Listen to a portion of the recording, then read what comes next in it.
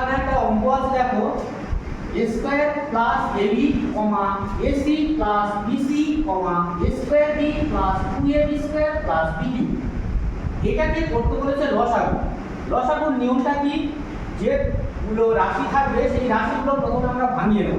এখানে তিনটে রাশি, প্রথমে রাশিটা হচ্ছে a স্কয়ার প্লাস ab, এটাকে ভাঙিয়ে নাও প্রথমে লিখে, তাহলে a কমন তুলে নাও, a প্লাস b থাকবে।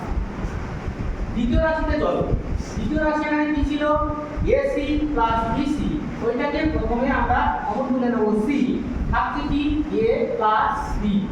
দুটো রাশি কাজ হয়ে গেল। তিন নম্বর রাশিতে এখান থেকে দেখো কি কমন যায়, দেখো এখানে প্রত্যেকের মধ্যে b আছে, b একটা কমন তুলে নাও, থাকছে a square plus 2 a b, এখানে দুটো b ছিল, একটা b চলে গেছে, প্লাস bq ছিল, একটা b স্কয়ার হবে। এখানে দেখো সবাই লক্ষ্য করে সূত্রে পড়েছে a square plus 2ab plus b square, তাহলে b into a plus b তার হোল স্কয়ার। তাহলে ওটাকে আমরা দুবার লিখতে পারি, b into a plus b into a plus b। কে বুঝতে পারবে বলবে। এবারে লেখো অতএব নির্ণেয় লসাগু। লসাগুতে আমরা জানি যে প্রত্যেকটা রাশির মধ্যে যেটা মিল থাকে সেটা লসাগু।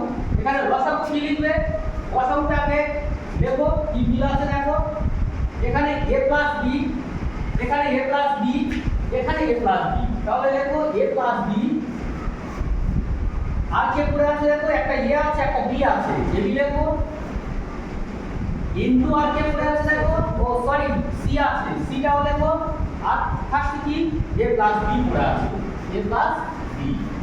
এটাই হলো লসাগু।